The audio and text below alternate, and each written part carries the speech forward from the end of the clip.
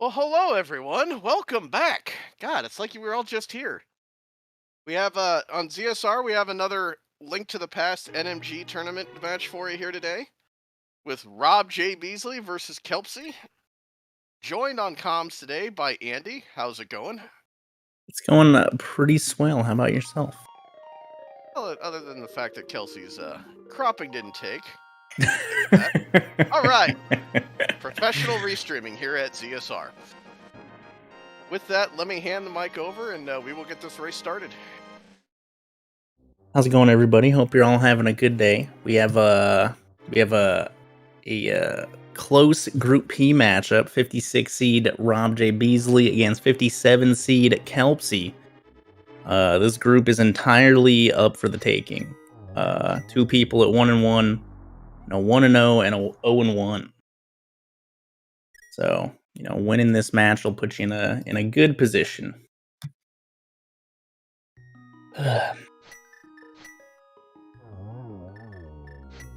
How's everybody doing today? I'm drinking some coffee at 3 p.m. per usual.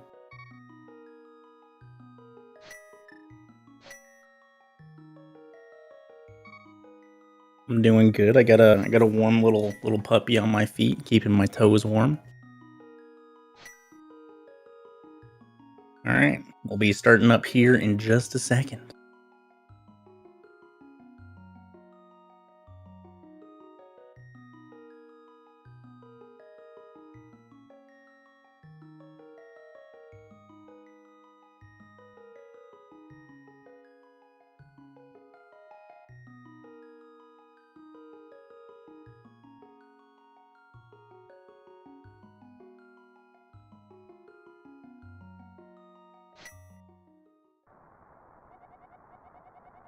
All right, here we go.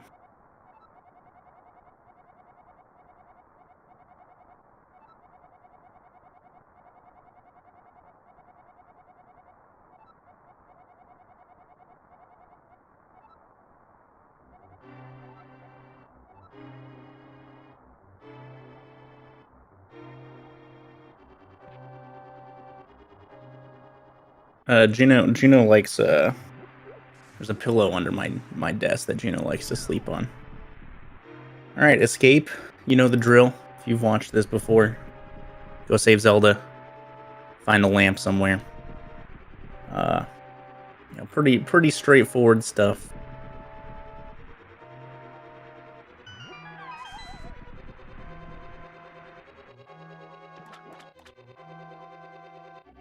Got your sword here.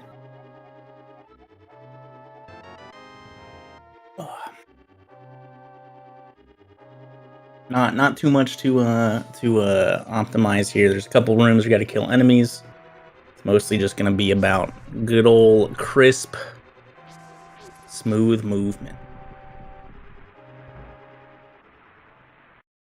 Both handled that sword guard pretty well.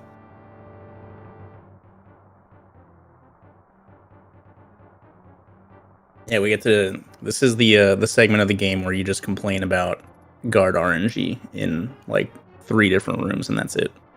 And then I get some snakes and rats later on. A little double spin attack that you go for here. Didn't go too great, but both handled the mistake gracefully. There's more segments to this game? No. Unfortunately, it's just this for an hour and a half. Buckle up.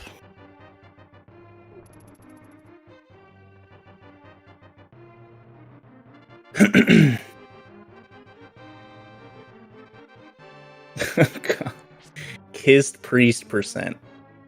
I can't even believe that's an actual thing that exists.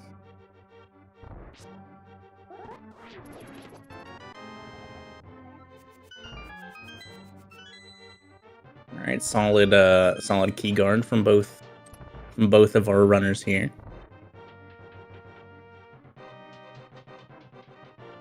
There's a priest. I know, right? You only see the priest once. You don't even go back to see that he's fallen flat on his face. All right, Kelsey Opton for the the 1-pot 4-slash strat. You know, pretty solid, pretty safe, consistent. Rob handling the 8-slash real nicely.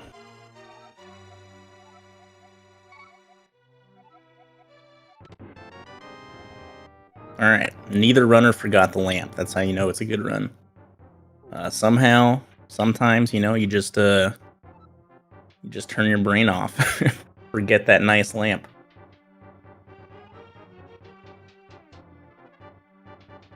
Yeah, real close so far.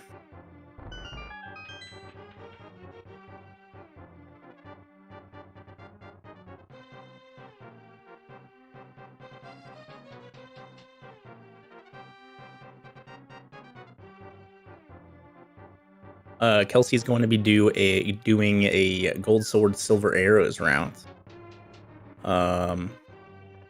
Looks like Rob's PB is a 131.34. Kelsey's PB with gold sword is a 133.55. It'll be interesting to see the, you know, how the route divergences affect the game later on. You end up doing a different dungeon order, so that you do swamp last instead of mire before going to Turtle Rock. Will definitely be interesting.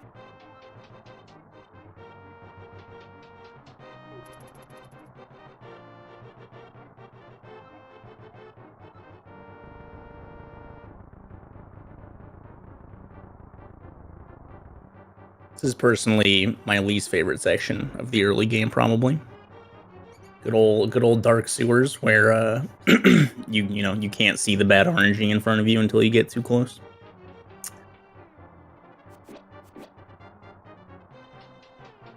Both runners here handling the snakes quite nicely.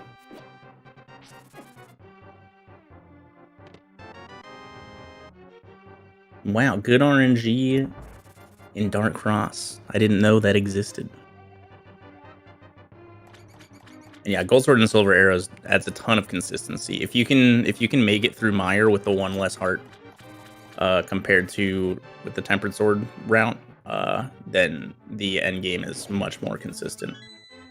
Both got good key rats for the most part. Well handled by Rob.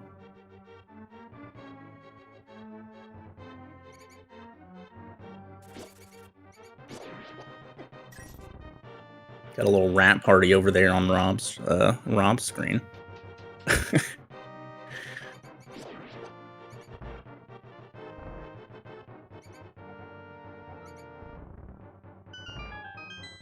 All right, pretty solid. Nice and even. Escape done. This race is going to be this close for the entire thing, all right?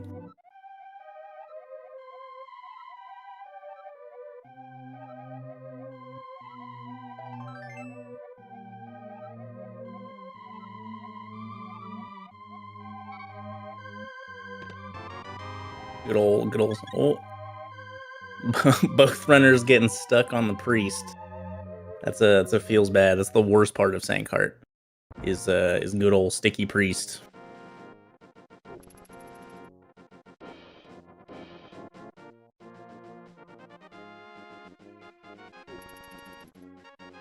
Nice casual stroll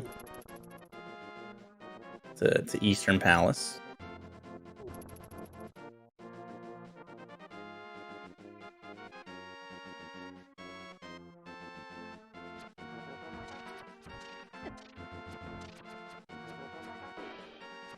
All right, not great RNG both sides, but that's okay.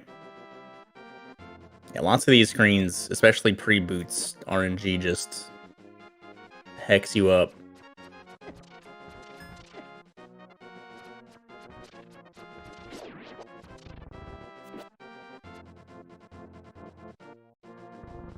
But pretty clean so far. Oh. Rob teasing us with the save and quit. would not have been the best place to save and quit, in my honest opinion.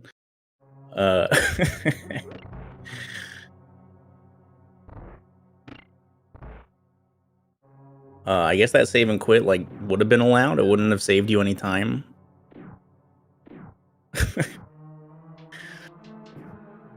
Alright. Got the good old Stalfos room over here. Depending upon how you move in this room, it can affect where the Stalfos spawn. They always spawn a certain distance from you on the 4 cardinal directions. You get 1 to spawn on the pot in the middle and 1 to spawn in the doorway north, so that 2 of them don't.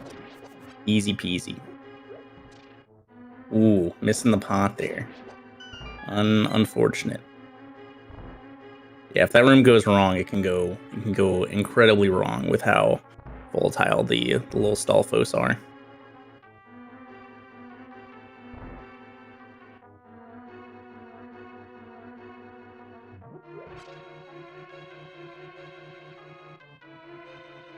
Easy peasy until it's not, exactly. That's pretty much speedrunning in a nutshell. Everything is easy until you mess it up.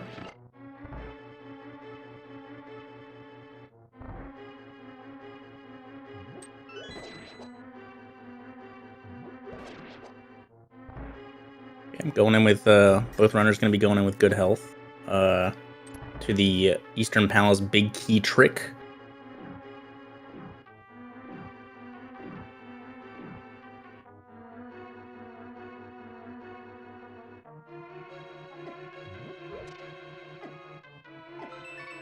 Both runners missing it on the first damage boost, but that's okay. Both have to be careful though. 1 heart, half a heart. Not super great situations, but that's okay. They should be fine. Rob also got that hot 20 rupee drop already. That's pretty crazy, honestly. Getting the 20 rupee, pretty much like first possible, or one of the earliest possible outcomes. Kelsey getting the backup heart pot. Not a bad idea, especially in a race, you know. You don't want to die in Eastern in a tournament race. Ooh, missing the small key. That left Igor can really heck you up. I don't believe Kelsey goes for tree rupees. I think she gets the Sahashla closet. I'm not sure about Rob. Pretty crazy that tree rupees have been a thing for what, like 6 years now? 7 years? 7 years, I think. And Kelsey messing up the red Igor room. It happens sometimes. She got the arrow drop though. Uh-oh. Everything's fine. Everything is fine.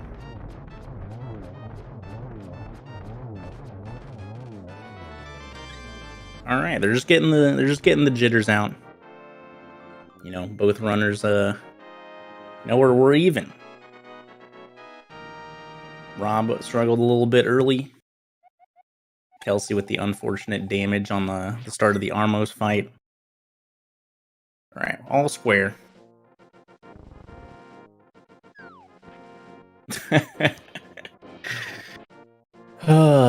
Yeah, it had like just been found when I did that tutorial.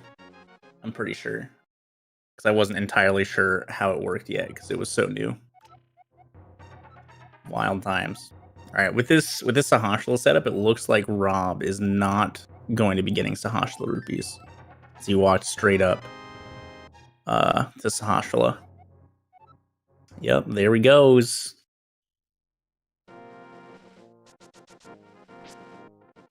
Kelsey getting the bombs as well. Alright.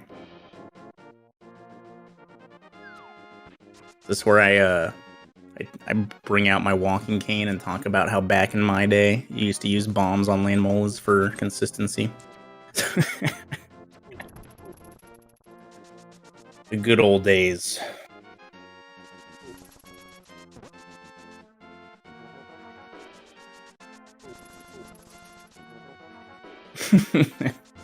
Yeah, you'd use a sword slash timing method and place 2 bombs. And you would get 3 hits on phase 1 guaranteed, maybe 4, depending upon the first land mola movement. Sometimes the second landmole movement as well, or the third one, I mean. But yeah, those are ancient strats. You'll have to dig up the tomes underground to find out to find any documentation on them.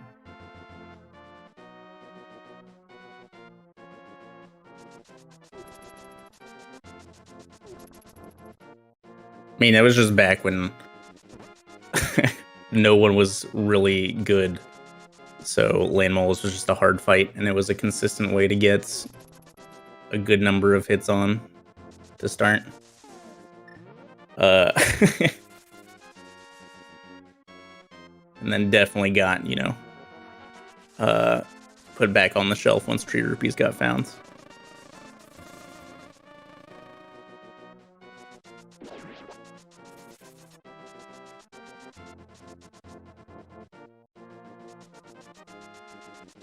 Pretty solid overworld segment so far.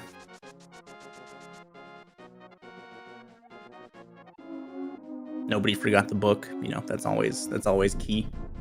I'd be lying if I said I'd never forgotten the book.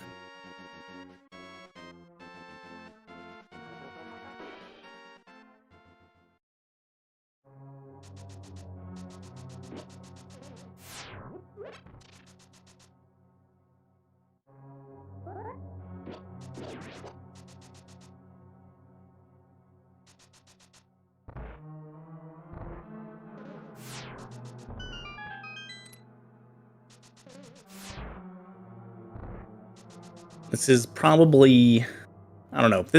I dislike Landmolas more than Moldorm. Moldorm is like at least somewhat controlled. But Landmole is just a huge. It can be a huge discrepancy time-wise in a race. Having a worse Landmoles fight also usually means you have less arrows. Both our runners having the same amount of arrows right now, actually. But yeah, Landmolas is not great.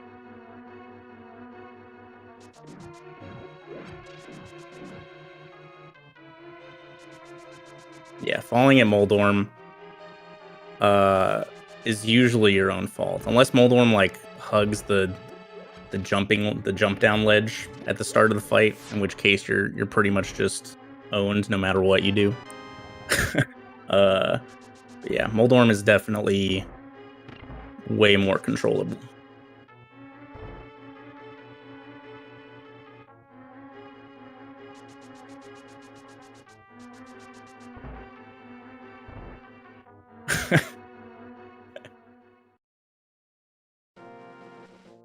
I will say Landmolas does teach you to not mash your arrow button. Yeah, thanks, Doomtap.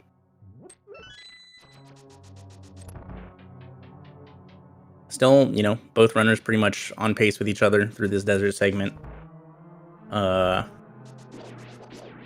Kelpsey with a significant rupee and bomb advantage right now, though.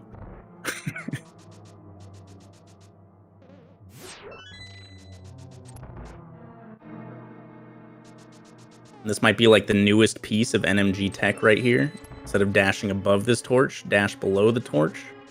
Loads the popos at the top later, so they don't start moving before you actually get past them. It's crazy that it took so long for somebody to actually try that. But all right, let's see what we got on Rob's side. Not a bad first cycle. Getting hit by the invisible rock. It happens sometimes. Pretty solid 3 cycle from Rob.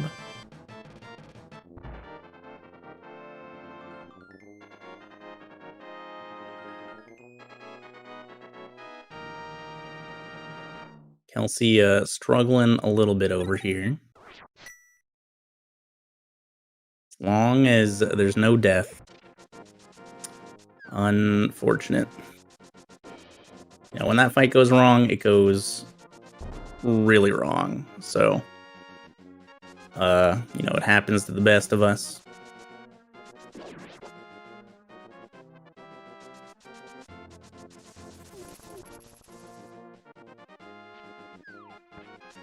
Dang, Rob busting out a gold desert. No big deal.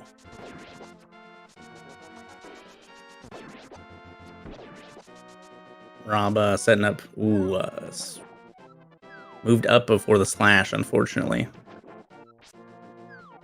That's one more pixel. There we go. Kelsey restocking some arrows before heading back into Landmolas.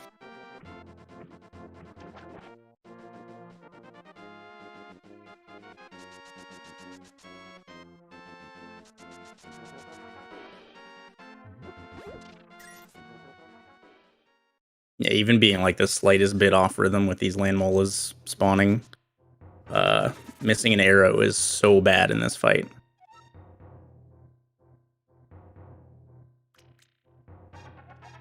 Because you can only have one arrow on screen moving at once. So obviously missing your arrow means it's hitting your target way later.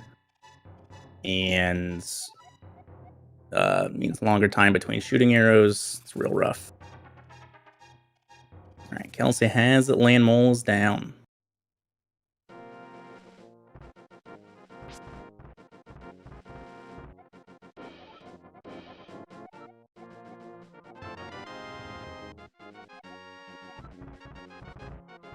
Zero arrows is going to be a little tricky to deal with. It's going to change up some Aga Tower strats. Rob getting a little bit handled on Death Mountain here. Also happens to the best of us. Sometimes the mountain just claims you as its own piece of property.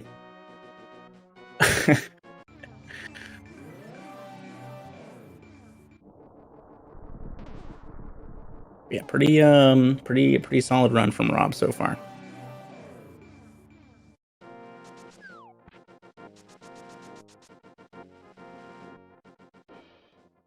Nice fake flipper screen from Kelsey.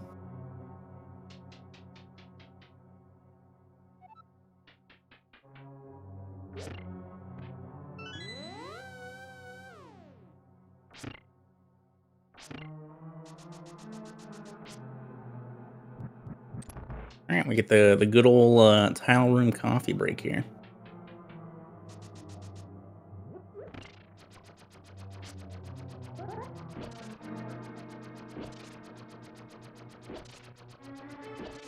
This is one of the few places where runners can show off their personality, how they pass the time in tile room.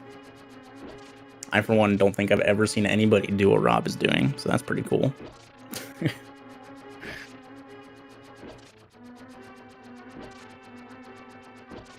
Get some poke dash practice in.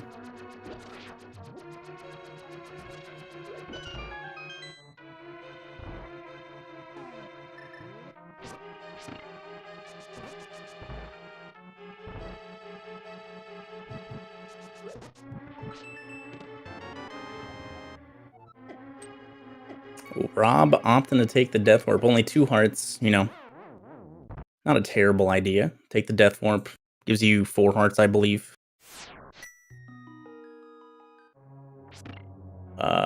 Makes upstairs Hera a little bit safer.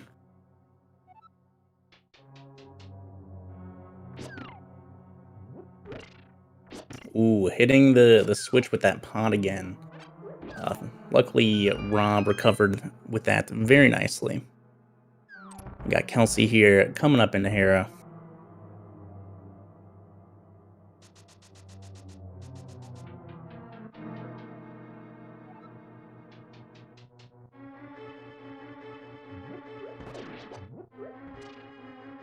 Alright, let's see how this bomb jump goes for our boy Rob.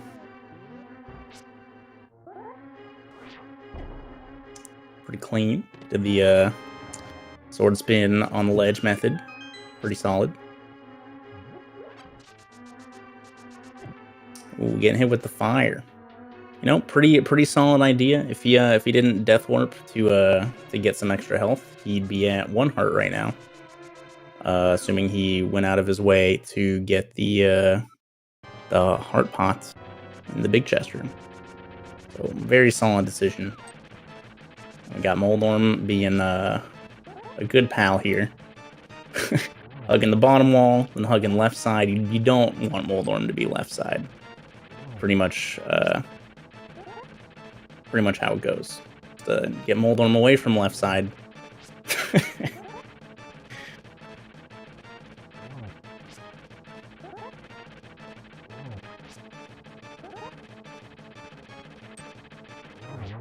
And not a bad fight from Rob. Well handled. Yeah, Moldorm bouncing a lot is just super volatile if he's on the left side.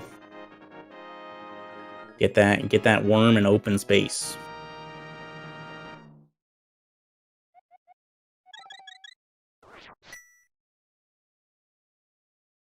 We got Kelpsey here coming up on the bomb jump.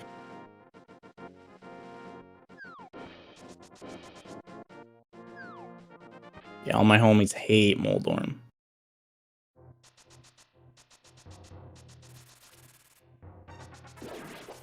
Solid bomb jump from Kelpsey.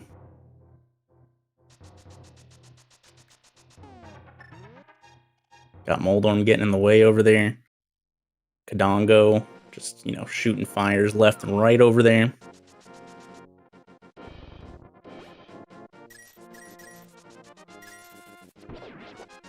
Oh. That's one way to deal with a bird, I suppose. Moldorm going straight down for the wall with Kelpsey as well. But staying away from the left side, which is nice. Ooh, that was a little close, but solid. Solid fire from Kelpsey. Nice.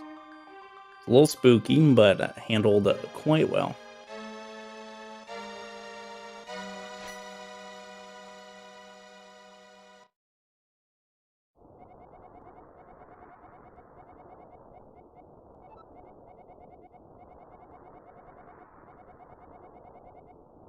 Pretty good hair from Kelpsey, honestly.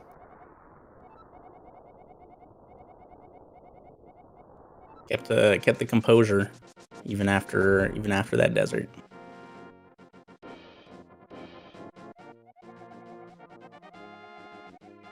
Oh, now we have everybody's favorite segment. Ooh. Rob missing the bird dash. Also picking up the mushroom, okay. Back up, get to kill that bush crab with a sword beam.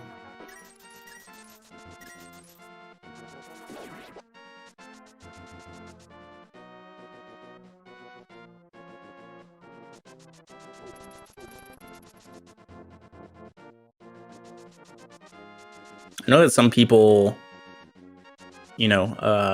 opt to still get the mushroom even if they don't get powder, because it makes some of the menuing a little bit easier. For, relatively minimal time loss. That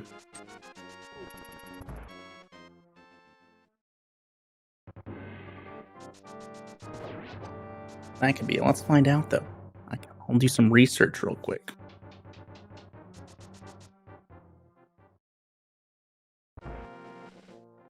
Yeah, and then, fake powdering in a couple places, like at the top of GT, right before Moldorm 2 is a pretty good spot to do it, because there's a full magic pot right there. It can definitely get you out of a pinch and mire if that goes wrong with the full magic before the basement. There's definitely a couple of good places that you could theoretically fake powder. Solid start to Aga Tower for Rob.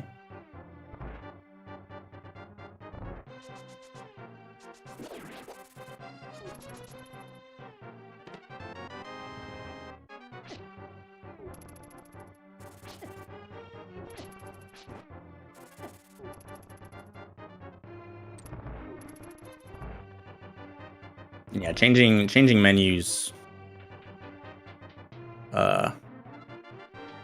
Is definitely something else.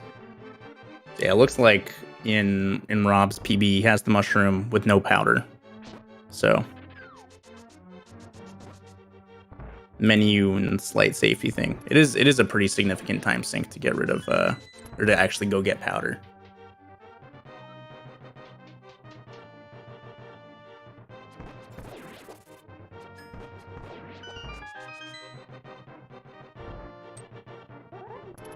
No, it looks like just just the mushroom in terms of safeties. No bottles, just the shroom.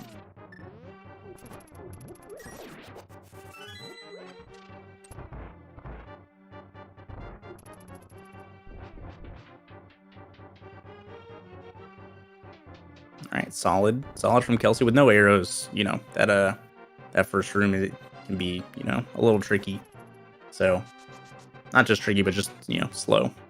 But both runners getting the double dash kill in room 3 to prevent the heart or fairy from dropping.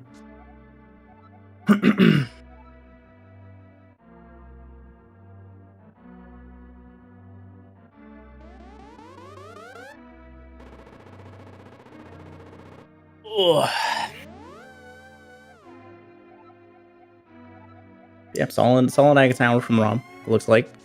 Now we come to the blue balls.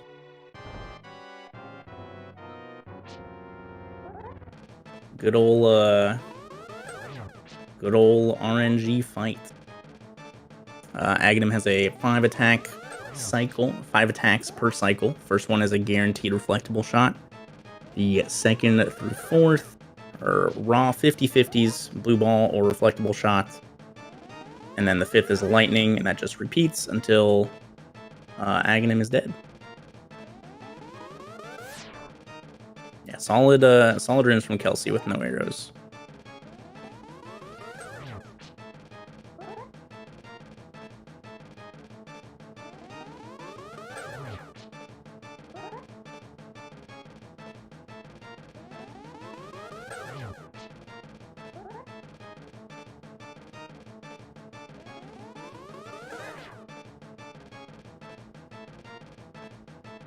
Alright, I think that might be 3 for Rob. Bag of dice here. It's a nice 3. Yep, solid 3. Who'd have thought the most likely outcome? I can't believe it, you guys. Alright, here we got Kelsey's turn.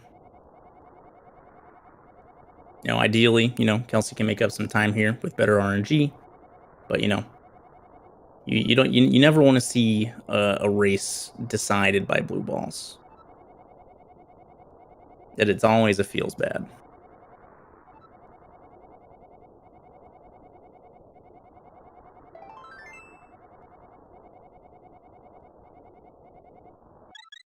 All right, solid start for Kelsey though.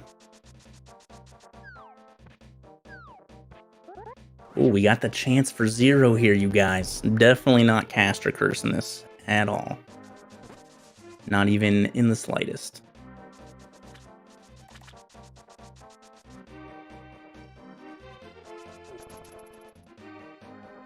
Boom, 0, perfect. I got Kelsey some time. 2 blue balls plus a lightning cycle. I believe it's like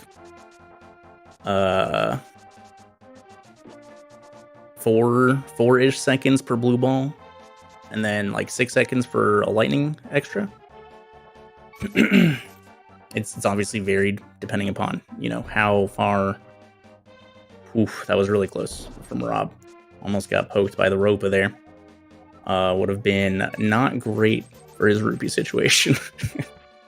Yeah, it depends on how Aghanim, like where Aghanim teleports in the room, but I believe on average a blue ball is 4 seconds lost. Ooh, 24 seconds.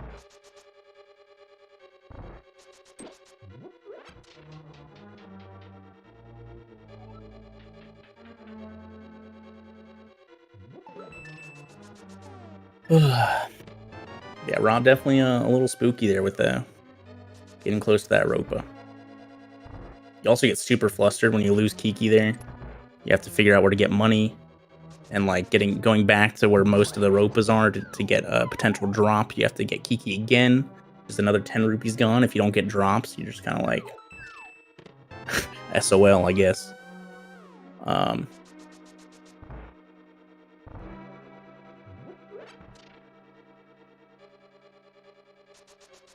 Clean screen from Kelsey. Ooh, taking damage from the bomb is unfortunate. Just means a little extra time loss and getting the hearts. And there's where that mushroom menu comes in handy. Getting to the mirror is 2 menus instead of 3.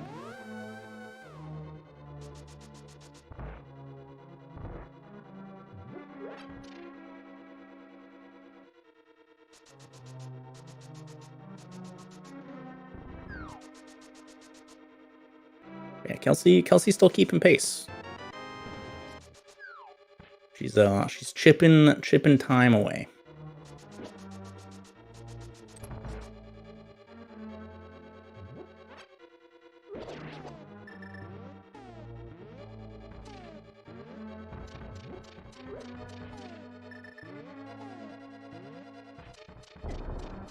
All right, pretty good hammer jump from Rob there.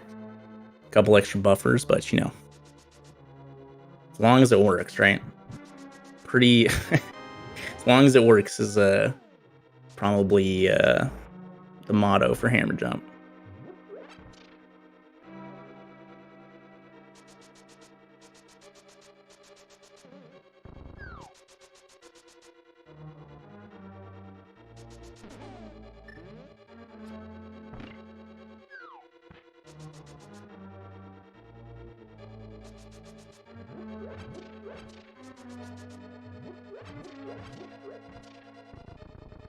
Nice berry arrow drop for Kelsey over there.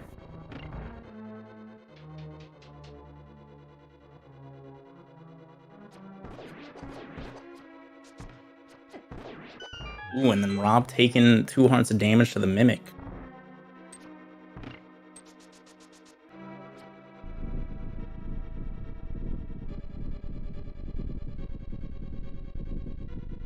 All right, pretty solid from Kelsey as well.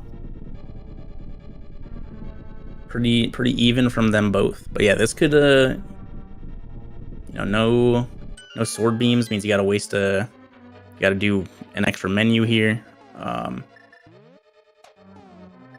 2 extra menus, I guess, actually. And you know, just any less health for Helmut Sword gives you less room for air. So it's always a little spooky.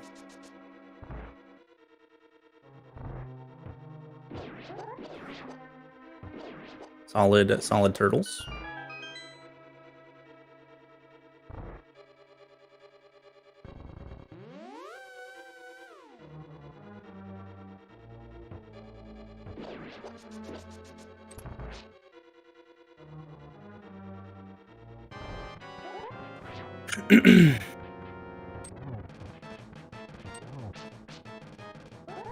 Ooh, messing up the spin speed is always a little spooky.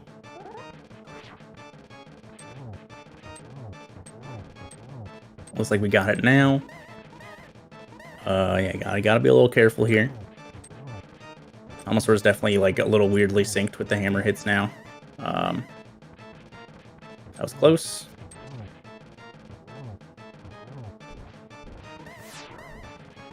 Ooh, barely scraped by there.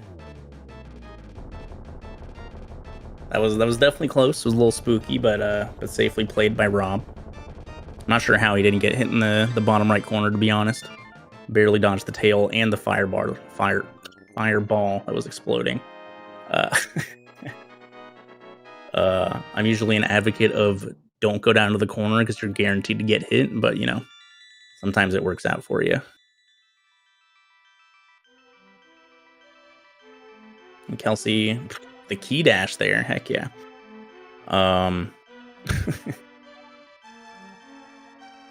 Like Kelsey getting the first try spin speed, so this fight should hopefully go a little more cleanly.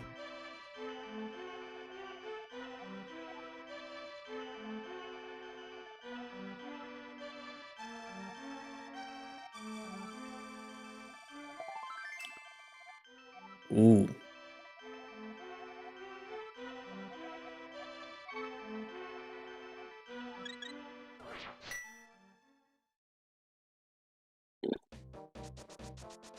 My heart.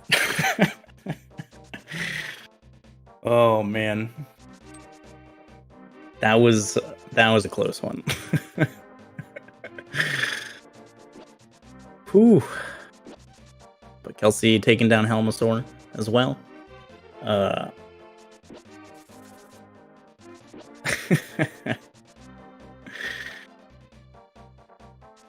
we live in.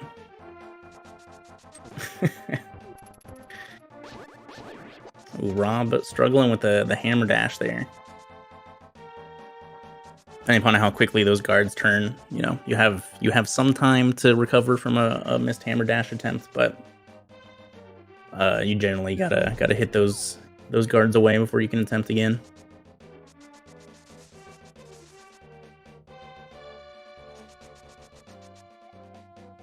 Yeah, you use spin speed during the Helmasaur fight because it extends your hammer hitbox as if you were holding your sword out. Without needing to hold your sword out, which gives you more control over your movement. And like generally, you know, you do move faster without your sword out, but you do need to be a little more in control of how you're moving because you need to actually make sure you're facing up when you try to hammer the mask. Which was, you know, significantly more difficult before the spin speed strat got found because the hammer hitbox is super small.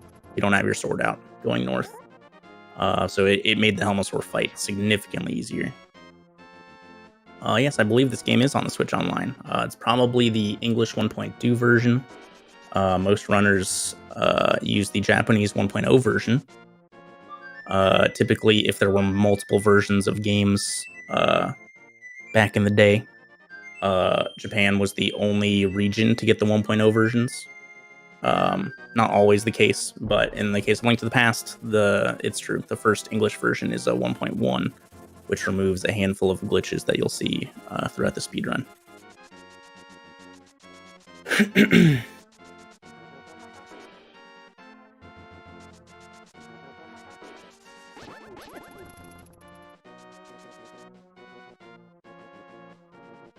Rob successfully got past Usain Bolt, so he did take damage on his way to the Kakariko warp, but not having sword beams for Thieves' Town really isn't a big deal, so it's okay.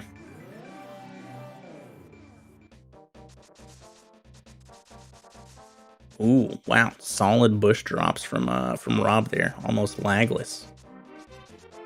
Kelsey also getting by Usain Bolt with ease.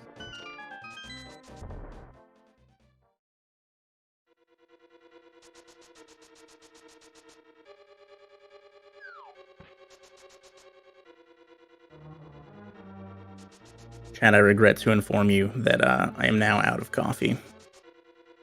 Very sad.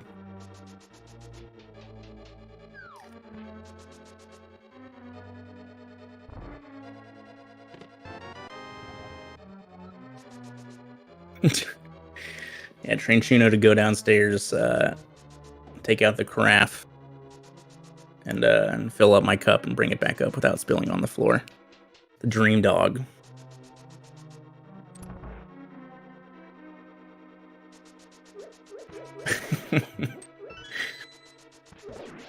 Yeah, Thieves' Town is honestly like, for it being a, you know, quote unquote like later game dungeon, it being, you know, the fourth dungeon in the Dark Worlds, relatively straightforward. There's not too many paths you can take, and the enemies don't really hit you that hard. So it's really nice to, you know, doing this before Swamp, like not even accounting for the fact you can get Tempered Sword early by doing this dungeon is just like way easier than Swamp Palace. Yeah, solid hellway management from Rob there.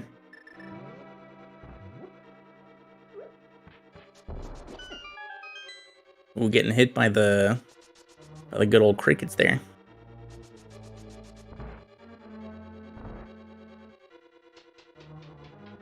Yeah, I'm not sure.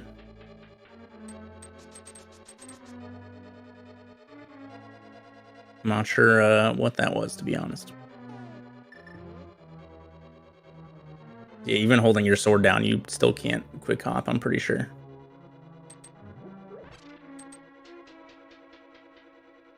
Yeah, maybe to, have a sword charge to release on landing to kill the Zazik. Kelsey getting some bad movement from the Patrick Stars over there. Yeah, bad RNG and hallway for Kelsey as well, but pretty well managed for the most part. Rob getting an arrow drop there, pretty nice.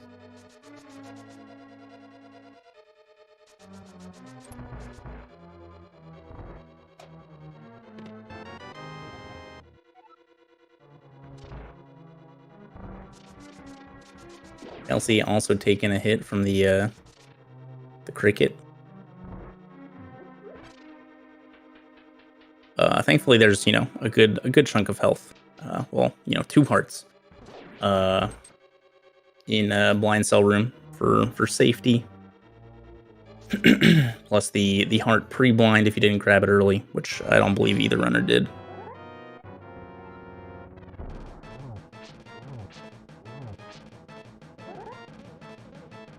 Blind, some of people's least favorite boss casually. But if you know how to follow the script, it's relatively easy every time. Solid blind fight from Rob.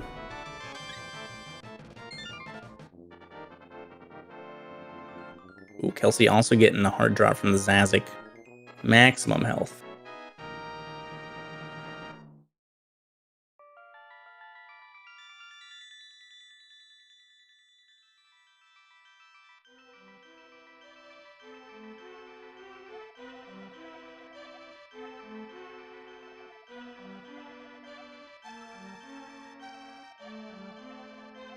Kelsey with a nice knowledge there, slashing twice there. Ends up timing the blueberries electricity to go out by the time you dash and get up there. Good.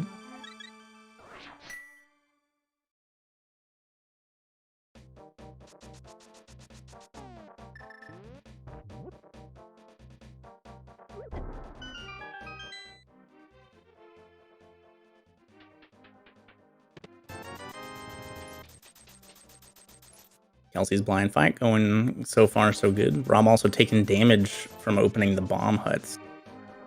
All right, good fight from Kelsey. Taking damage also not a huge deal, but gives you a little less room for error in Skullwoods.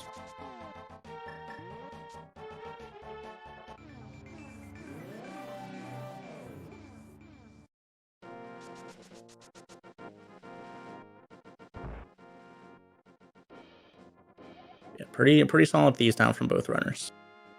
Given the bad RNG, That's like the thing that makes or breaks the good runners from the great runners in this game is just the ability to deal with bad RNG in the best possible way. There's so much little RNG in this speedrun that, you're never going to get perfect RNG throughout the whole thing.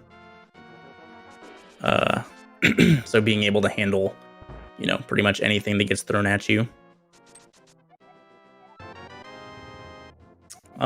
It doesn't necessarily save a huge amount of time. But it makes everything much more simple. It's like the best legacy low percent time is a 1:24:36, which isn't that much. It's a minute and a half faster or slower than a NMG, but it is a relatively significant chunk of time, and it just makes everything way more different. Not different necessarily, but it changes the strats up, makes things less consistent.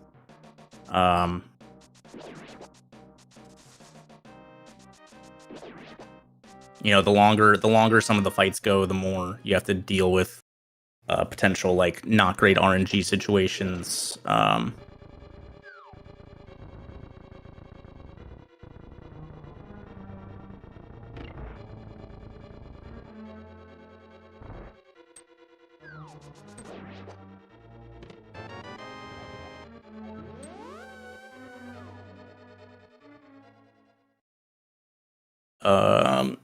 But yeah, definitely consistency and faster.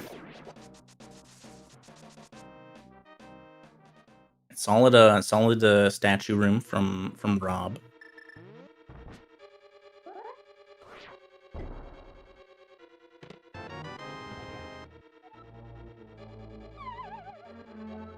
All in the pit there. Post fire rod to get your iframes while leaving. Once you walk right through that ropa, easy peasy.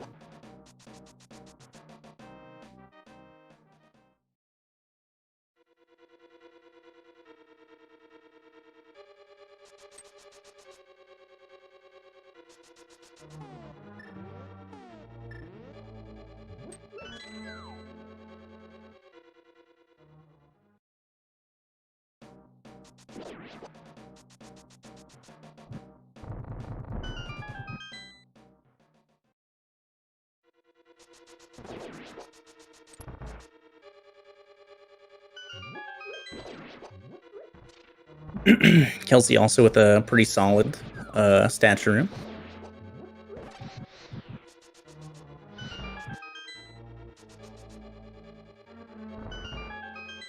All right, 5.5 hearts going in Mothula. Mothula, you know, generally a pretty easy fight here. It's another one of those fights where, you know, if it goes wrong, it ends up going really wrong. The longer this fight takes, the more spikes are moving.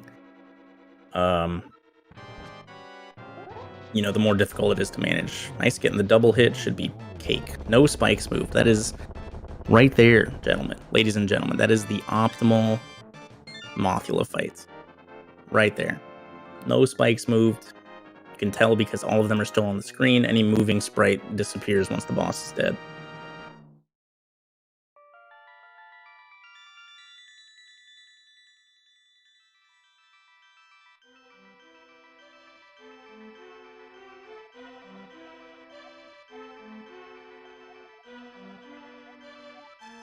I mean, even if they start shaking, they disappear. So yeah, that takes pretty much like perfect RNG. Moth needs to go like straight down after the double hit to start.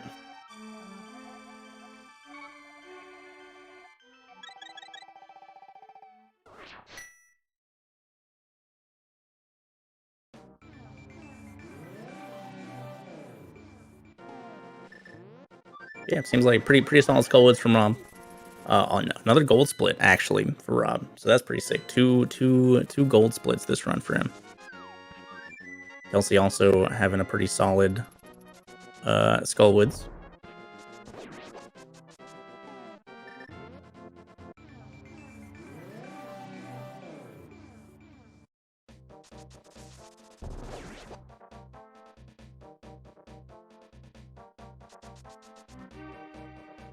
Kelsey not getting quite as good RNG, but handled it gracefully. Well, yeah, Moth is a huge time save. Not a huge time save, but like only needing 4 hits to kill Mothula. You know, that fight being able to go pretty much instantly makes it significantly easier.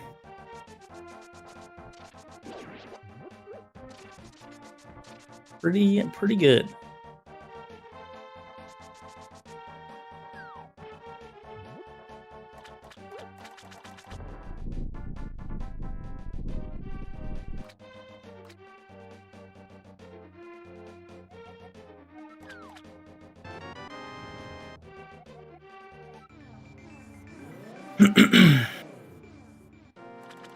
Ice Palace, one of my least favorite overworld segments.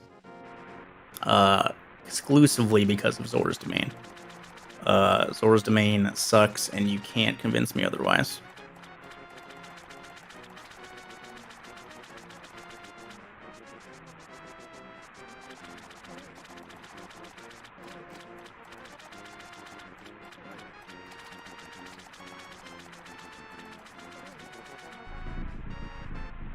there's still, you know, we're just now getting to the difficult sections of the game. Anything can still happen. Dying to cold stare is one of the worst deaths you can take in this game. So, you know, it is definitely still anybody's race.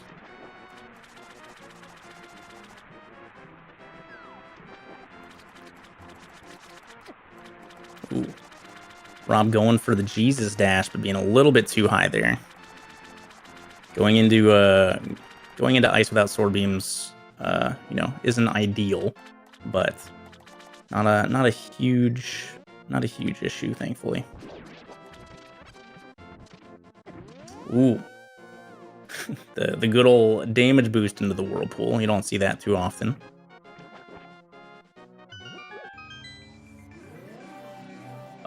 Yeah, it's a decent chunk of time to get back to the boss. Also, assuming you die to cold stare, you don't have any magic, which you need to get through the first room. So it's either, you know, get a magic drop from the green electric dudes in the light world, or just bail, go to Swamp Palace, come back to Ice Palace later. Dying to cold stare is by far the worst feeling death in this game, speedrun wise.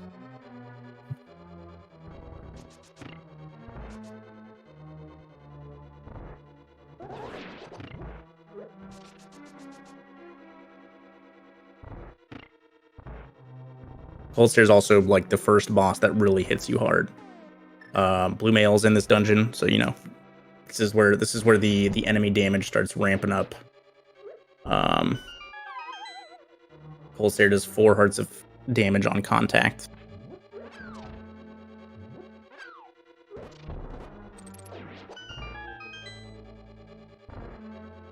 Didn't get the pegs there, not a big deal. Just means that Rob has to hit this switch.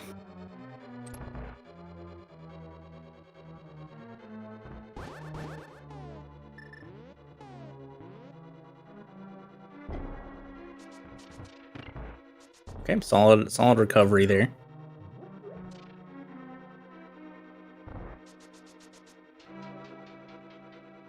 Yeah, the only taking 1 heart of damage or less pretty much just means you don't have sword beams for the berry room, since there's the guaranteed heart pot in the big Stalfos room.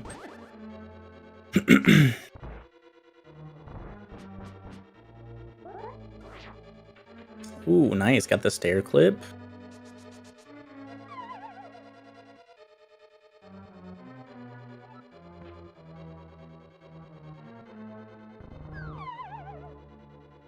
I actually don't know if I've ever seen the clip like into the middle of the stairwell. I've only seen like clipping into the loading zone on the bottom. So that was cool.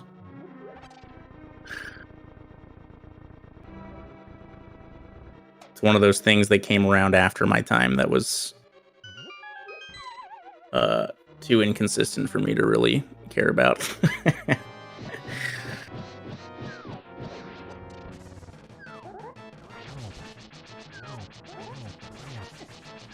Didn't get the double spin there, but nice cleanup.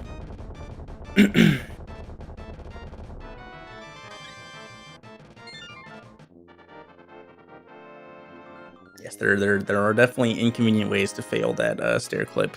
One of them is not clipping into the loading zone and taking damage.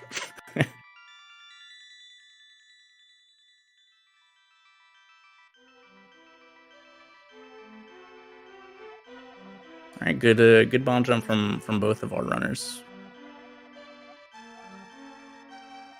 Kelsey picked up that first pot a little late and made that a little closer than it should have been, but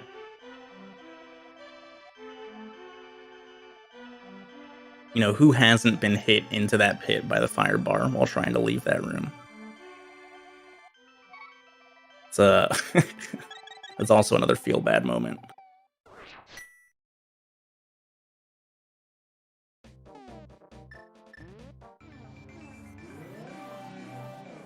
There's another, I guess that menu's not that much different. Left, up, or up, left. It just doesn't matter which way you do it anymore to get from Fire Rod to Mirror. Alright, and Rob going straight into Swamp Palace. I know Kelsey, since she's doing Gold Sword, she has to get Ether after Ice Palace. But even if Kelsey was not, I know that she would get Ether in Ice Palace just to avoid having to do it in the Mire segment, which, you know, basically guarantees you're going to be going into Mire 2 with full health.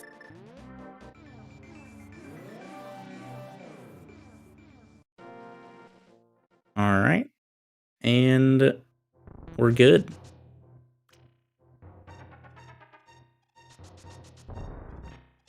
Kelsey giving the cotton candy puff a little kiss there.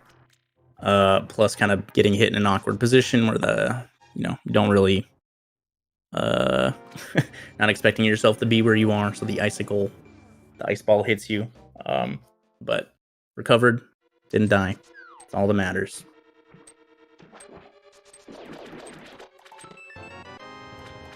It's Swamp Palace here. This is the dungeon where, like, you know, nothing bad can really happen, minus like forgetting to hit the switch on your way to the big key, or like dying to Argus, which, you know, doesn't happen too often either. This is the dungeon that just nickels and dimes you the whole way through. A little half-hearted damage here, half-hearted damage there, but it adds up time-wise.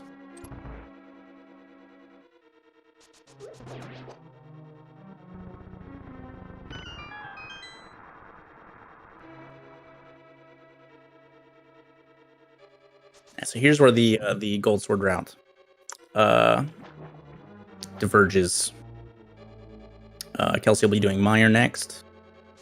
That way she can finish with Swamp, which gives, you know, ease of access to the bomb shop to go get Gold Sword and Silver Arrows from Pyramid Fairy. Does mean that you go into Mire with one less heart, which is, you know, a little spooky, considering Vitreous is one of the few bosses where the fastest method to kill it is taking damage. So going in with one heart less just gives you, you know, that much less room for error throughout the dungeon before you get to the boss.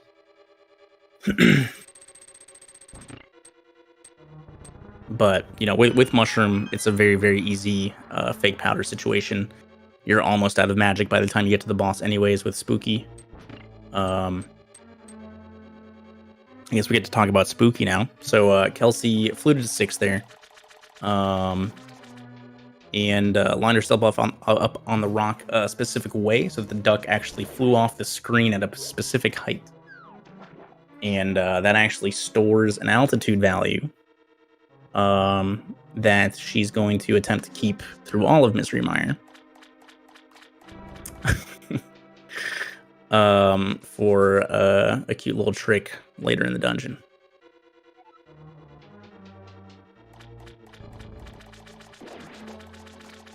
Pretty clean swamp from Rob so far. Successfully didn't forget to hit the switch.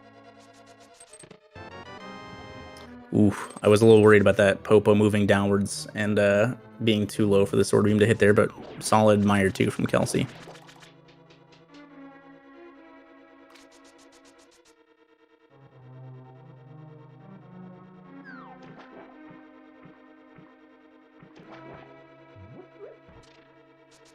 I guess Mire is probably like one of the dungeons, not including GT, I suppose, where you see the least amount of rooms compared to how many there are.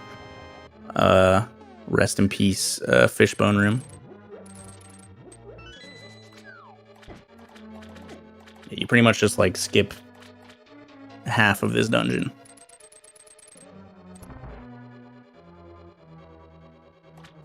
I guess Skullwoods you don't really see much either.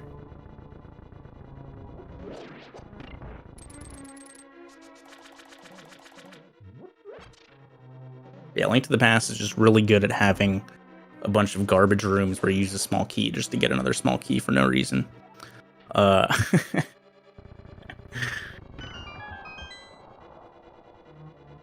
Spooky was actually a really interesting discovery. It was only found because, for whatever reason, somebody was, you know, messing around with the practice hack, ended up doing something, and then going to practice Cold Stare and shooting a fire rod downwards.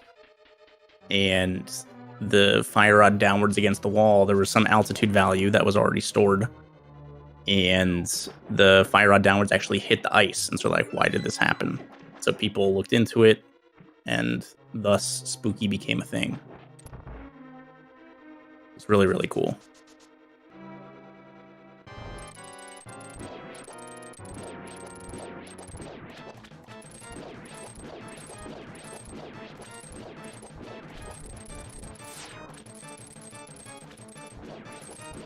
All right, pretty solid Argus. No fire rod strats here. The good old double spin. Ooh, Kelsey falling in that room. That's a little unfortunate. I just gotta take a quick little detour. Come on back. So yeah, because Kelsey hasn't done swamp yet, doesn't have the hook shot, makes that movement a little tighter.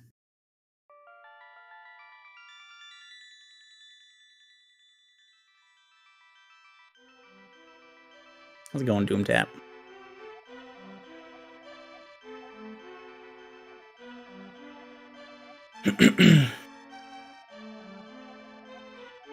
And we're in round divergence now, so we won't really know how they stack up until post or on the way to Turtle Rock, I guess.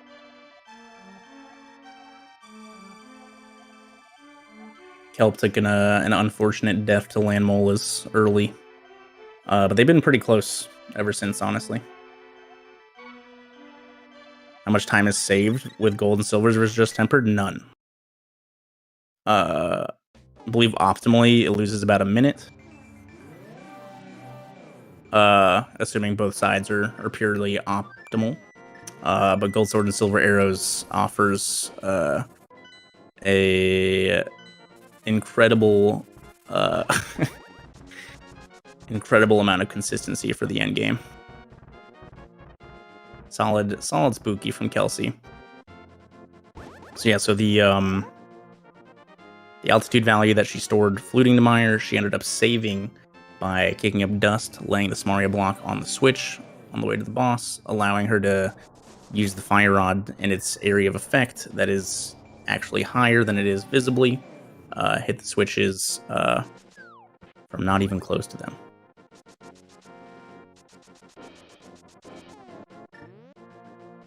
Solid fight from Kelsey. Kelsey actually was not expecting to get the 0 cycle, so was not prepared to arrow the big eye so quickly.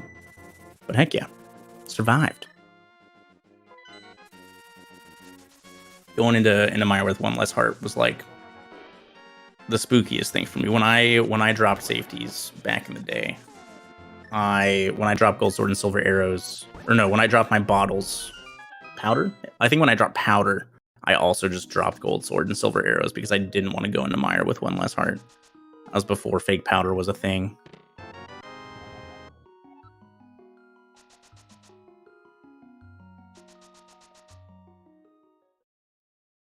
So it was definitely scary. Yeah, Rob snagging the ice rod before heading to Mire. Now Kelsey heading to swamp.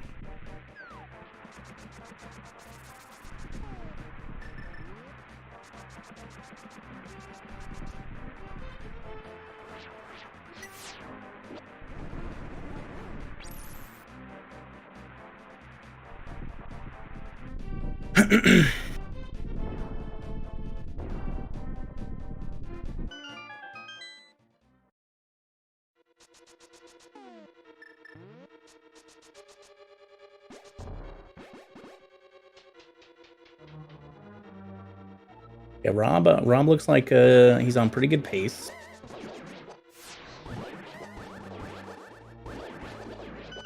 Ooh, a nice sword beam there. Hopo being behind the Beamos there takes a relatively precise sword beam to actually hit it and not also get blocked by the Beamos. So yeah, Rob on solid PB pace right now.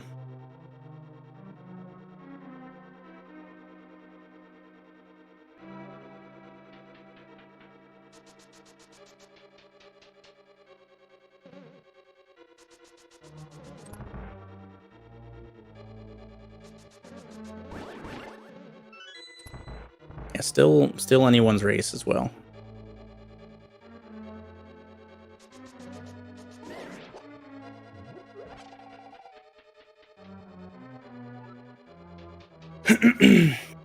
This is definitely a boss that is not a guaranteed victory.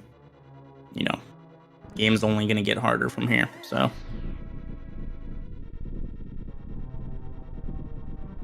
Not over till the fat pig sings.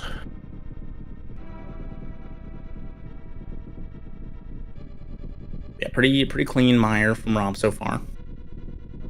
Kelpsey getting into the meat of Swamp Palace.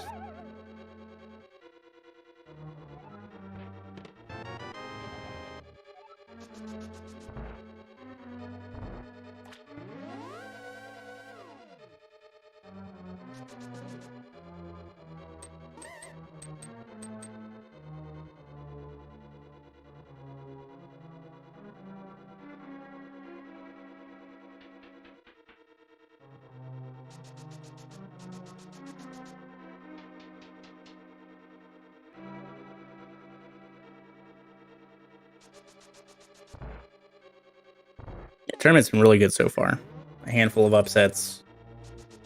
You know, speedrunning tournaments, you know, it's not super often where you end up with a handful of upsets, especially in the group stage. The way this tournament is laid out is really nice. Lots of close matches throughout, or like, you know, close PB matches throughout. With how competitive, you know, how competitive the speedrunning scene is. You know, lots of upsets is pretty crazy to see.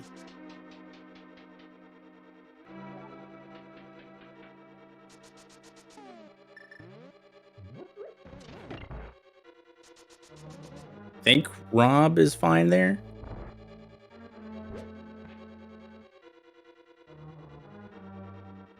In terms of keeping the altitude value. Ooh, it looks like it did not work.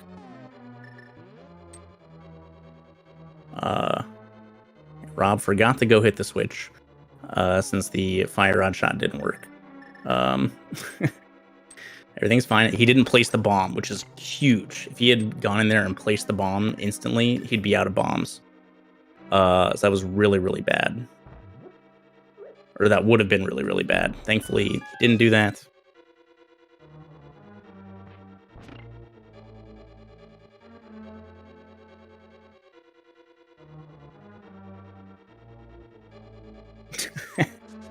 Wait, this isn't a rando tournament?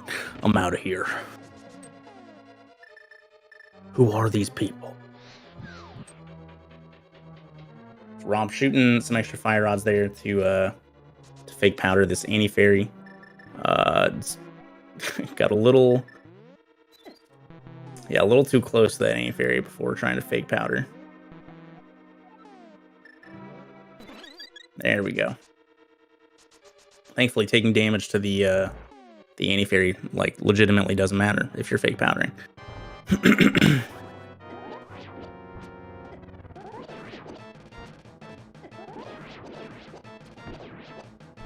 Solid zero cycle viddy from Rob.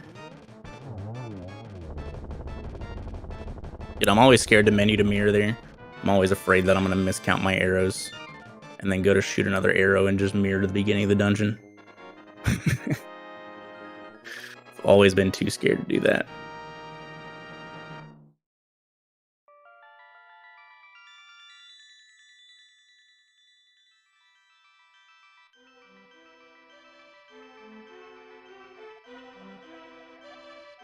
Here comes Kelpsey entering the Argus fights.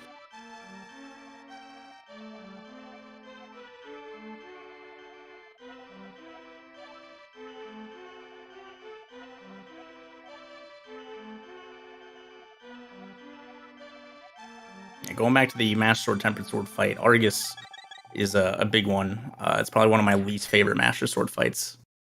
Those puffs take 2 slashes with the Master Sword to kill. It is relatively difficult to get a good Argus fight with a Master Sword.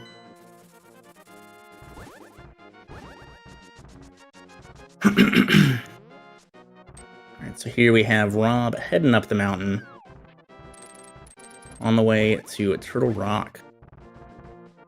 Getting some rough Dead Rock RNG there.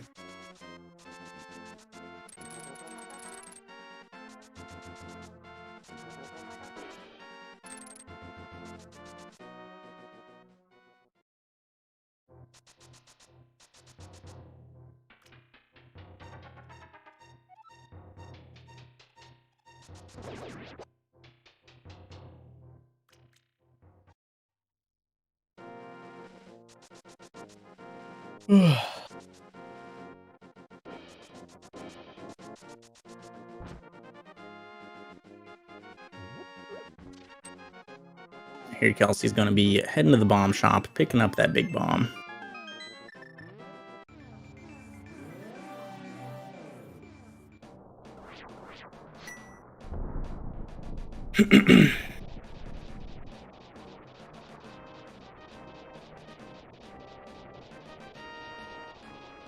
Yo, Din, thanks for the 30 months.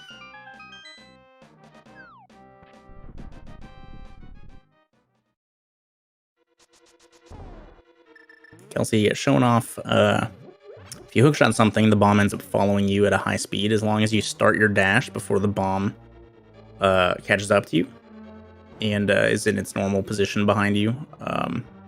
You'll be able to dash with it. Speeds up the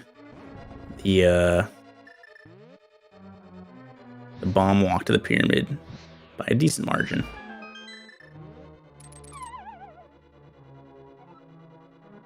Rob is not picking up silvers now.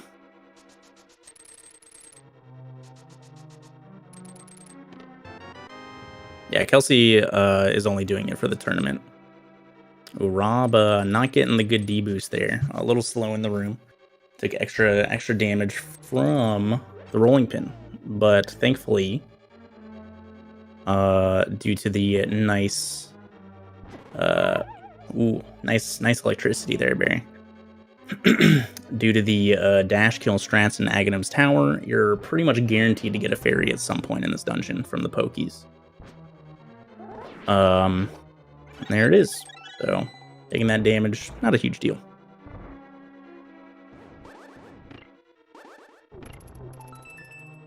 Good chain chomp room.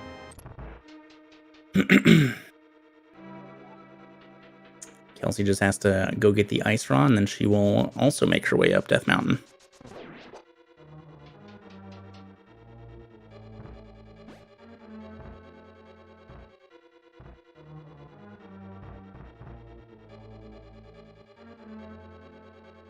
And Rob with a good arrow count gets to skip that arrow pot. It's crazy. Skipping that arrow pot saves like a full second. Crazy.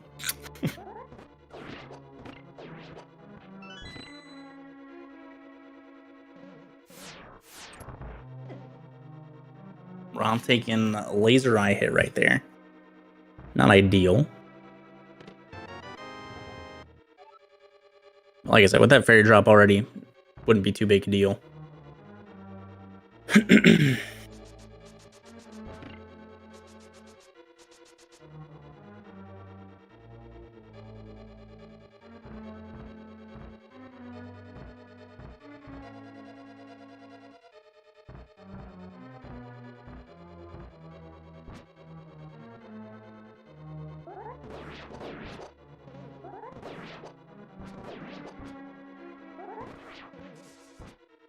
Ooh, awkward pokey, pokey 2.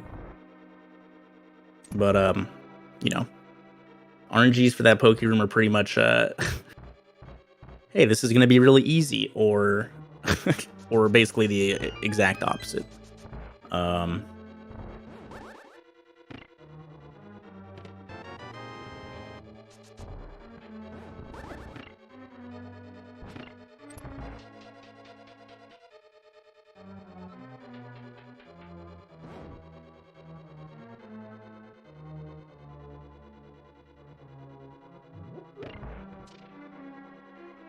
It looks like Rob also took damage in the Crystal Roll room.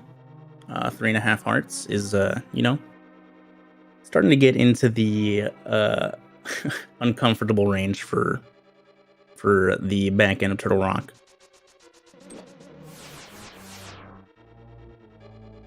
Laser will kill. Trinex won't quite kill, but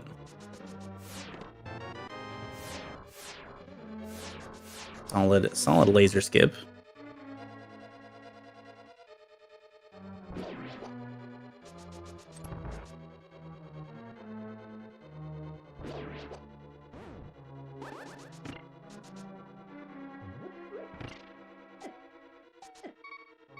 One and a half hearts here. A little scary, especially with the Pokey and the Anti-Fairy up here. Ooh, that is a death right there. So that's going to put him back at the beginning of the dungeon since he did not take the safety door. That is a relatively significant time loss. Definitely puts Kelsey back in it. Kelsey still has to go get the big key, of course, and still get the small keys that Rob already has, but definitely makes this interesting. Yeah, Rob is just going to be able to go straight back to the back of Turtle Rock. No detours. Yeah, this is definitely like I said, it's anybody's race. Until the pig is dead.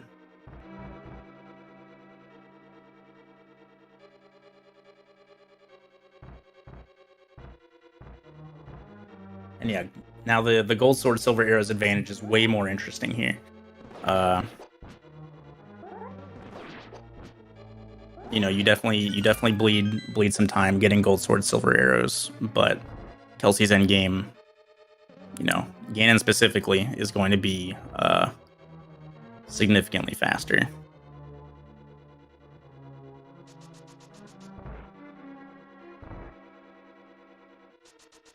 All right, it's still not looking, 5 hearts going back to the back of Turtle Rock. Pokies do 3 hearts of damage, I'm pretty sure.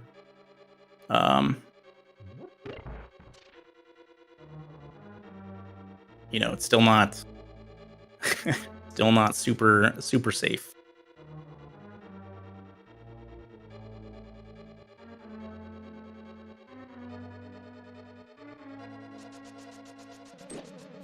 Solid Pokey 2 from Kelsey.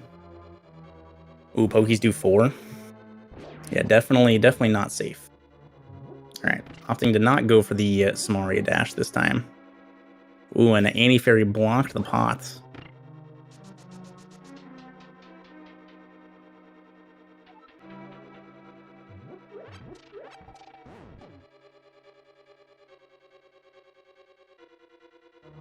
Kelsey stood a little bit too high there. Took damage from the roller and pushed her back behind the pegs.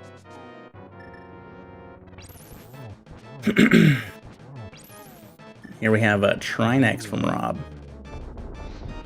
Ooh, missed the fire rod. It should be fine. Probably won't be able to get the kill. Solid main head dodge.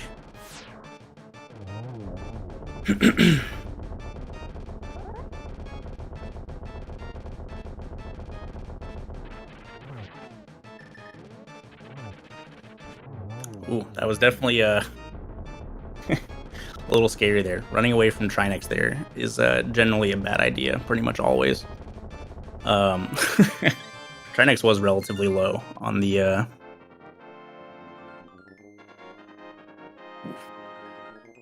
Good laser skip from Kelsey. It was a little close, but no big deal. This has been a butt-clenching endgame.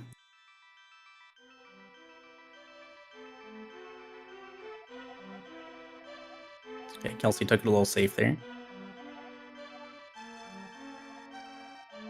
Wasn't sure if she'd get the block and vulnerability before the Pokey would hit her, so cut the dash off short. Prevented a death. Trinex with the gold sword takes 3 slashes instead of 5 for the heads.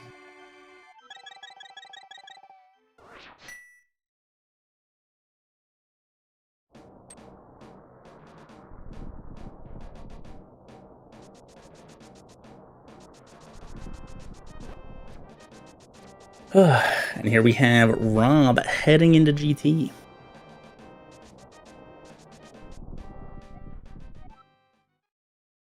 All right, solid Trinex fight from Kelsey.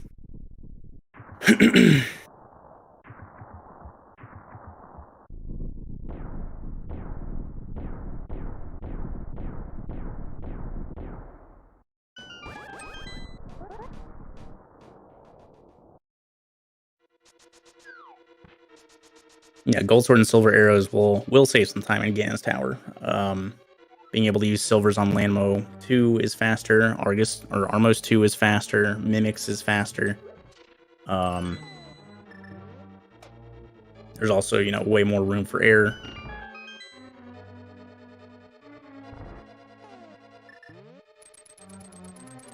On Kelsey's part, messing up Armos, you're losing all of your arrows there pretty much.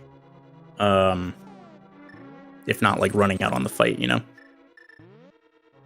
where, Kelsey takes a third of the arrows for Armos too.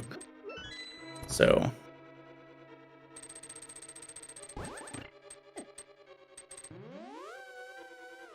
yeah, Rob struggling a little bit early on here. Messed up the boomerang hookshot strat for the switch. Ooh, taking some damage in this fire snake room, accidentally hookshotting the right wall. Truly unfortunate. Sometimes you don't realize how far that hookshot reaches.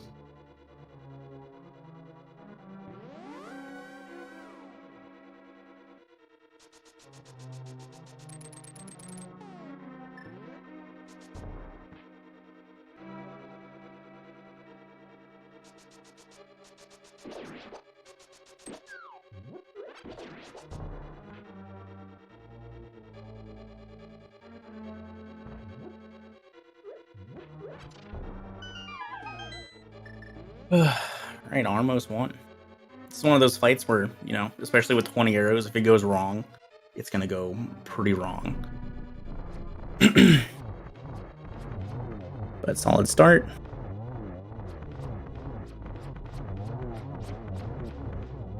Took care of it nice and easy.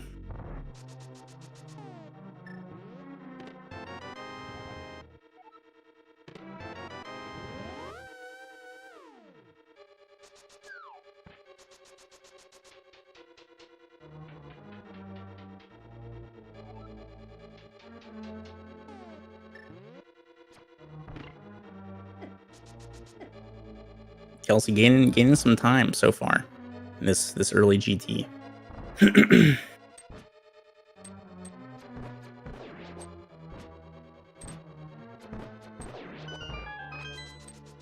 Solid mimics one. Make sure to take it safe. Ooh, that was a very close fireball.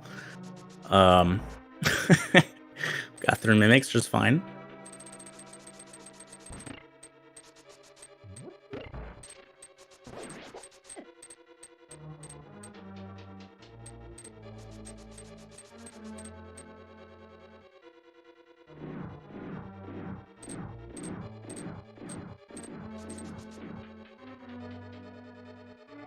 Good old silver arrows Armos too.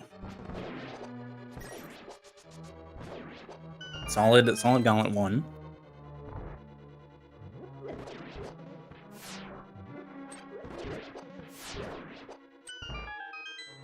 Okay, gauntlet two, a little messy, but that happens sometimes. Killing Stalfos is just the worst thing in this game, so gauntlet two is probably my least favorite. Gauntlet 3, bad RNG, can definitely heck you up for sure. Really good Gauntlet 4.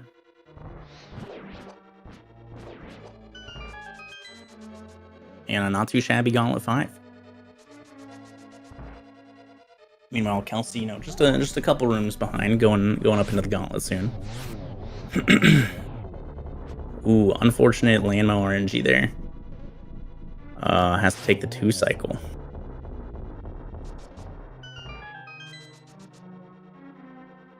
Plunk on the door as well. Every little bit counts here at the end.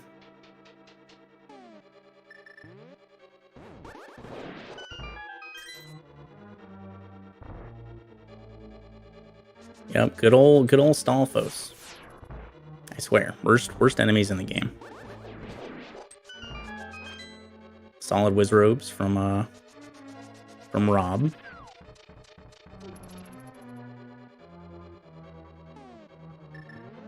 Kelpsey also with not great RNG in the gauntlet so far, but you know, pretty solid so far. Good room 4. And real good room 5.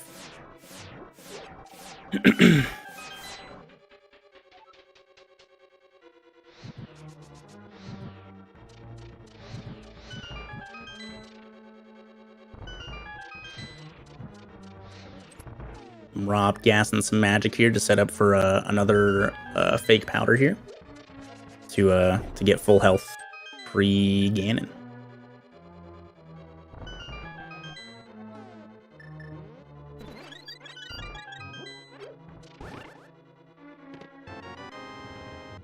Solid Wizrobes from Kelpsey so far.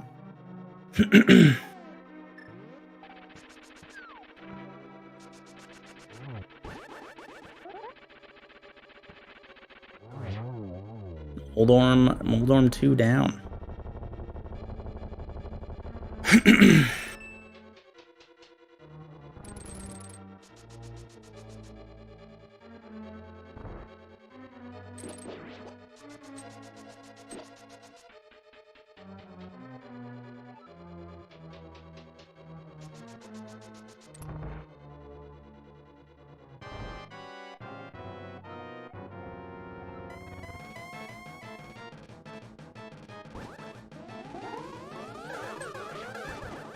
Ooh, not a great start to the Aga 2 fight.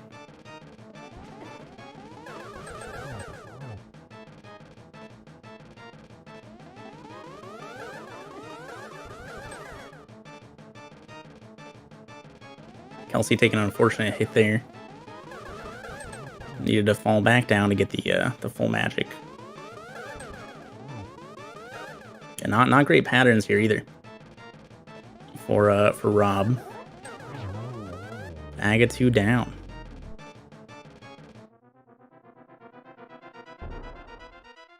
Kelpsey also setting up for a fake powder here.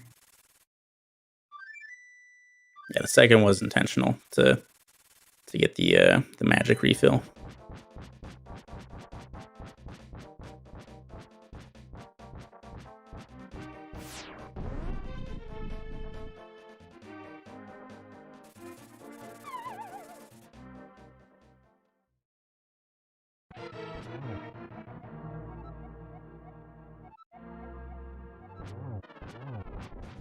Alright, Moldorm 2 down once again. Rob starting off the Ganon fight well. Getting a 1 cycle. It's 12 hits for phase 1 and 2. Should be good there as well with that double spin. Did take the bat damage there though. You know, 2 health is not super safe. Any mistake here will lead to a death no matter what with 2 hearts.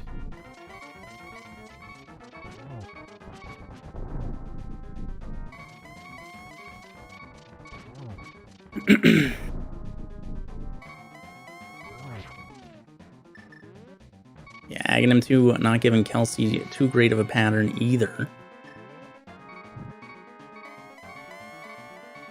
Ooh, and missing torch glitch. That's pretty big. And missing torch glitch definitely can lead to more mistakes on this fight. Being 1 hit from death, you know, it's definitely definitely scary. Knowing how to fight Ganon when you miss torch glitch is relatively, you know, it happens sometimes. Rob taking this real slow.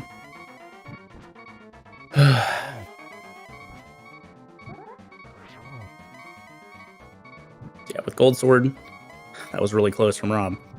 With Gold Sword, it takes 6 hits per phase 1 and 2. Rob's getting dangerously close to these fire bats.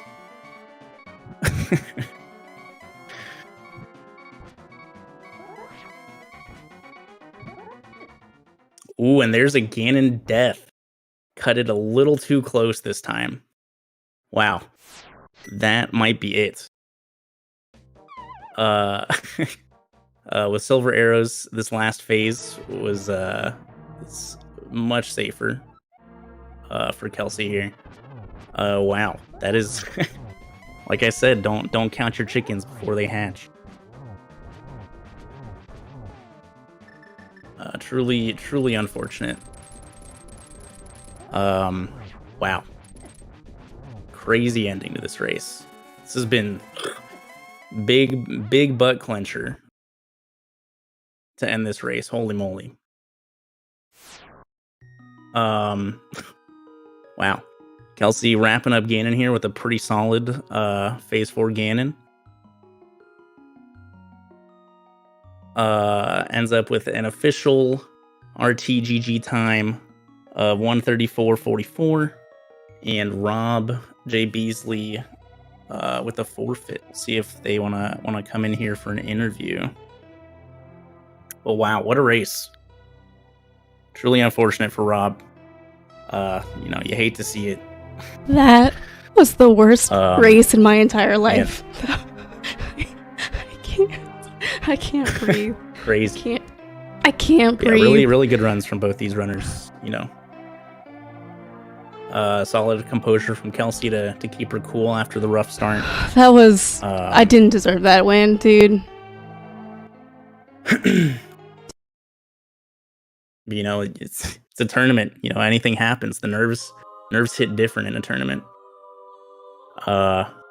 Anything can happen. That's why you never count yourself out.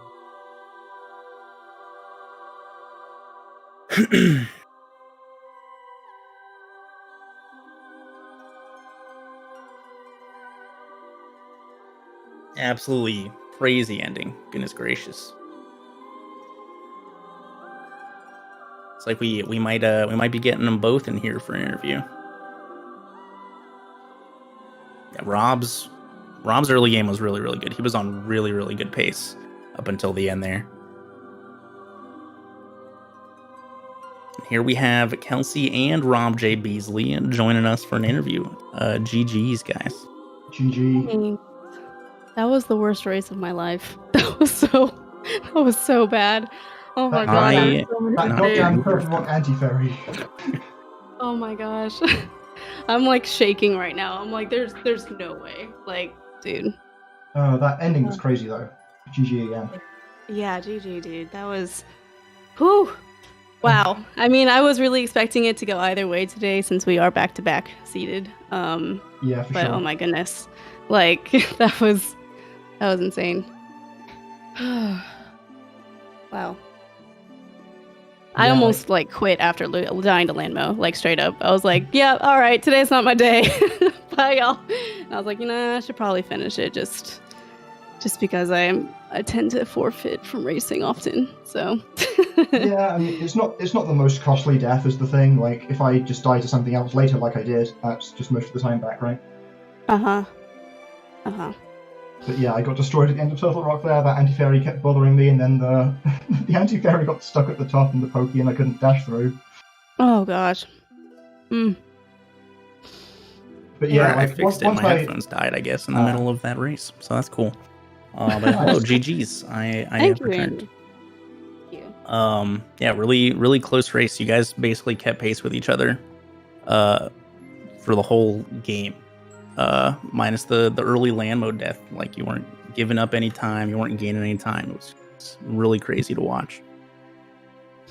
Yeah, like once I died in Turtle Rock, at that point we were basically both in the Turtle Rock entrance, and I could skip obviously the keys and stuff, but Kelsey had gold sword and silver arrows, so at that point it's pretty much a tie. Yeah, right. Yeah, it was really close. It was like 80 seconds difference, both of you guys heading into GT. So yeah, it was really close. Super exciting. Oh Yeah, man, I had some issues in GT that I thought like, oh man, that's it. Like, the room before like the Helma key, upstairs, like I just I got bumped off by the little bubble, and then I forgot to get magic on the way up because I thought the torches were still going to be lit because I got 3 out of 4, and so I had to like go back down and get magic again. Oh, it was a mess. Oh my gosh. I was screaming at myself. Like, I don't know if Andy like heard me through the wall. Yeah, I don't know if screaming. I don't know if it came through my mic or not, but yeah, Kelsey was. Kelsey! I was big mad at myself for being so careless. Yeah, especially like in that situation, you know, Rob knows that Kelsey has an equipment advantage, so she's saving some time. And then Kelsey's like, "Oh my god, I'm catching up." So like 2 completely different nerves are hitting both of them. Mm-hmm. Yeah, for sure. Yeah, it was a wild end. And then missing torch glitch, you know. Yeah, I thought it was over then, but then I was like watching Kelsey stream as well, and I thought actually it's not quite as close as I thought. Maybe I can still win, but I had to just go for stuff at that point, and you know I was going to take a hit or win. Mm-hmm. Oh, that is unfortunate. Wow. Definitely GG's, dude. Yeah, we definitely put on a show. Really close race. Rob, your run was actually like super duper good up until the very end. Busting out a gold desert. Yeah, my light world was kind of medium apart from the gold desert, but then my first few dark world splits were great. Mm-hmm. I got some golds on my tournament splits, but just because I've been doing gold and silvers for the whole tournament so far, just because I know my late game is bad, and so I got a couple at the end there, but yeah, it was. We'll see. We'll see if I can actually like even get close to my PB time with the safeties. I doubt it, but yeah. So that is Kelsey's last group stage match for Group P. Puts her at 2-1, guaranteed at least a piece at the top of the group. And then Rob, you have one more race left. It looks like. Yeah, against a Parisian player at the weekend. Mm-hmm. Yeah, super exciting. Anything can happen. Yeah. Totally. I mean, like even with my last race with Chimo, I mean he missed torch. No, did he miss torch glitch? Yeah, he missed torch glitch and ran out of magic. Yeah. So like you just never know. It's crazy. Oh, also, I think I got the Turtle Rock quick walk for the first time in my life on the day Airy PB'd, so you know that's pretty cool. Bless. That's all you need in the run. I think I got it too. I can't remember if I like went in from below or on the side, but I remember thinking like Airy would be proud of this quick walk. It's so stupid. Oh, but wow, yeah, GG's. What a fun race to watch. You know, shout outs to ZSR for restreaming, doing commentary. You know, always fun. It's been a long time since I've done commentary for Zelda anything. Yeah, you know, there's Airy in the chat, by the way. Yeah, Kelsey got 0 blue balls. Yeah, that was the other thing. Caught you up a little bit post the land mode death. The 0 blue balls, I couldn't believe it. Yeah, 3-0. That was another gift that I didn't deserve after that land mode death. I was so mad at myself. I don't know. But yeah, thanks Andy for commentating. Yeah, it was my pleasure. Thank you. Solo comms is not easy. Yeah. Yeah, we talked about the game. We talked about our dog Juno for a little bit. Please. We all shed a tear when I ran out of coffee. Yeah, it was fun. I'm not sure if there's anything coming up next on the ZSR main channel, but I'll let Cubs Rule take over, I suppose. Yeah. Any final thoughts about the race, you guys? Good luck. Good luck. Yeah, same. Yeah. It'll be Parisian player. I mean, he PB'd on our race when I raced him.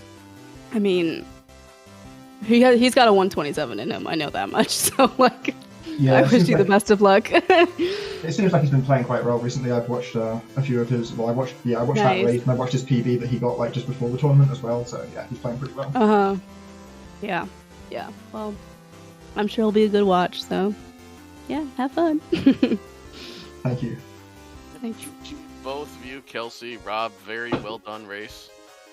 Thank you. A lot of these races have been coming right down to the wire, I've noticed. So, looking very much forward to seeing the rest of this tournament. As Andy said, gonna have a little break before the main channel has anything. We have some Z2R rando races later tonight. Over on ZSR 3, we have a Twilight Princess any percent tournament match that we're gonna go raid. There's also a Ocarina of Time standard S4 tournament match going on ZSR 2 if you'd rather that. Please keep an eye on the ZSR schedule as well for upcoming Link to the Past races and more. Any final thoughts, Andy, before we head out?